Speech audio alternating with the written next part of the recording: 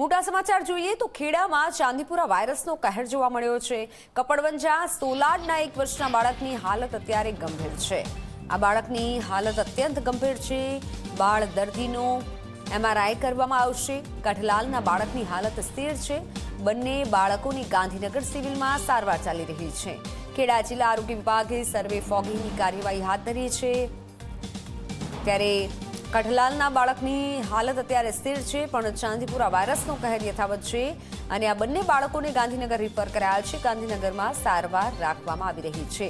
Under ઓબ્ઝર્વરમાં આ બંને બાળકો છે તેની સારવાર થઈ રહી છે। ખેડા ખાતે આ રીતે ફોગિંગની કામગીરી પણ કરવામાં આવી રહી છે। ઓનલાઈન પર સંવાદદાતા નચિકેત જોડાઈ ચૂક્યા છે।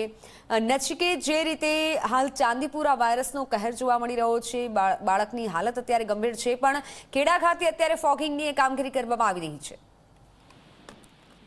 ચોક્કસથી જો વાત કરવામાં આવે તો જે રીતે ચાંદીપુરમના જે શંકાસ્પદ કેસ આવ્યા પછી હાલ અત્યારે જે એક બાળક છે તે બાળક અત્યારે જે સિરિયસ હોવાનું હાલ અત્યારે જાણવા મળી રહ્યું છે અને ગાંધીનગરમાં અત્યારે ખેડા જિલ્લાના કપડવંજ તાલુકાના અને કઠલાલ તાલુકાના 2 બાળકોને સારવાર આપવામાં આવી રહી છે। જો વાત કરવામાં આવે તો જે ખેડા જિલ્લાના તમામ જે તાલુકાઓ છે, તાલુકાઓમાં હાલ અત્યારે સર્વેની કામગીરી, ફોગિંગની કામગીરી અને અલગ અલગ આરોગ્યની ટીમો બનાવીને હાલ અત્યારે ત્યાં આગળ તપાસ કરવામાં આવી રહી છે।